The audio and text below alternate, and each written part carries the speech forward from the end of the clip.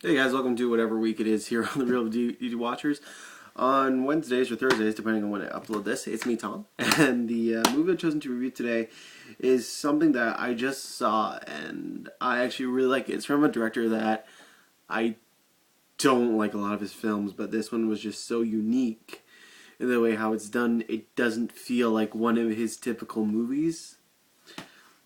It does have his man crush in it, though, but oddly enough, though, it does have Danny Elfman doing the music, which I really enjoyed. That movie in question is Ed Wood, directed by the one and only Tim Burton. Basically, what this movie is, it is a biopic of the life story of Edward D. Wood Jr., and it's just basically going over his life of how he met Bela Lugosi, how he started to develop films, which ultimately leads up to his production of Plan 9 from Outer Space, which we all know is the one big Ed Wood film. But yet again, we learn about his relationship, with Dolores Fuller, and then meeting his later wife, Kathy, and also dealing with Bela Lugosi and him being addicted to painkillers, stuff like that, and him having to deal with that, and working with Bela, working through that. The casting in this movie is incredible. Johnny Depp really captures the spirit of Ed Wood. Like, he really goes after it. Granted, I'm not a big fan of the Johnny Depp Tim Burton man crush, but it's so well crafted and put together. I mean, Sarah Jessica Parker plays such a tender little character in Ed Wood's girlfriend at the time, and then Juliet Lando, who's Martin Lando's daughter, seeing her outside the realm of Buffy as Drusilla is really, really cool, because I like her as Drusilla, but even without the crazy and the whole bumpy face, it still works really, really well. She's such a pretty girl. And then, of course, Martin Lando just steals.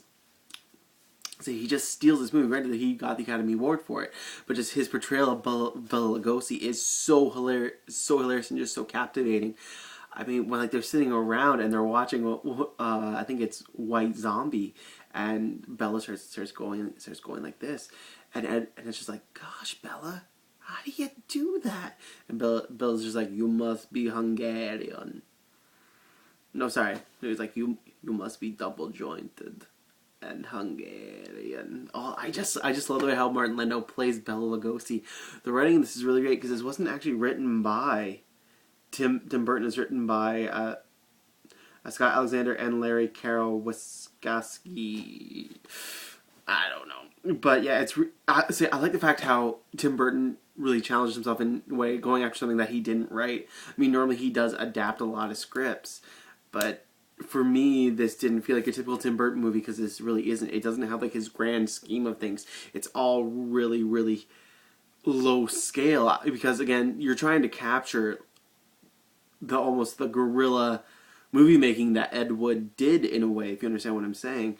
But in the same hand, though, it almost feels like it was kind of taking like the same approach. Yes, they had a huge budget for this movie, but still, it just feels that it went about. There's very much an Ed Wood feel of it, the way how they made the movies, and just the Howard Shore score is just so good, because it fits in so well. And the opening credits, it just makes you feel like you're gonna be watching an old school monster movie again.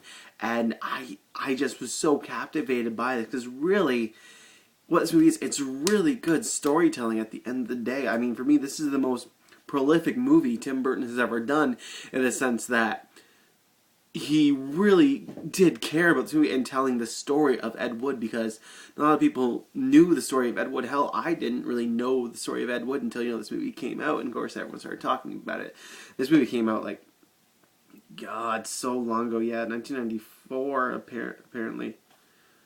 But yeah, but nonetheless, though, it's just a really interesting film to seeing like Ed Wood trying to make movies, and also him struggling with this inner, I wouldn't say problem, but just this inner fetish that he has of dressing up in women's clothing and having to present that to the people that he loves, and feeling almost like they're going to reject him, because at the time it was so bizarre. But then you see him directing in the woman's clothing, and it's not even a big deal to the cast and crew. Like, whatever, it's just Ed doing what Ed does.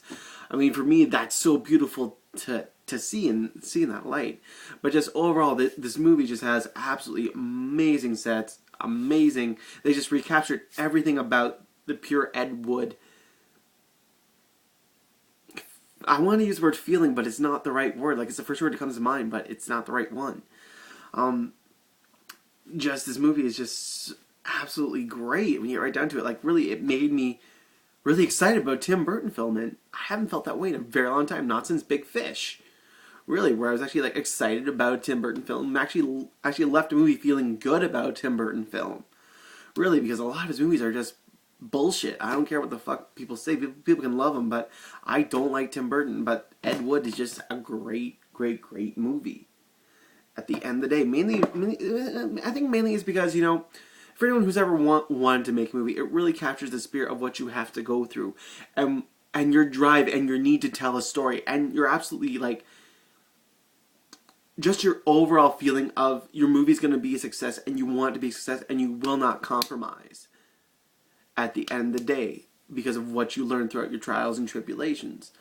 So I think that's why I really like this movie, because it speaks to me on a level that I understand, because the person who wants to make movies myself, like, it's just the ultimate go after your dreams, do what you want to do, and who the hell cares? Because even if you make a bad movie, you will always be remembered in a way, because let's face it, everyone knows Ed Wood, and everyone knows him for making the best, worst movie of all time. That's that. So if I had to give Ed Wood a rating out of 10, it would definitely get like a 7 or an 8. It's an absolute great movie. I have seen better, but this is probably one of my favorite Tim Burton films. Definitely check it out if you haven't seen it yet. You owe it to yourself. So that's the review for this week. Thanks to everyone who watches and subscribes as always, and I will catch you guys in a week's time. Later.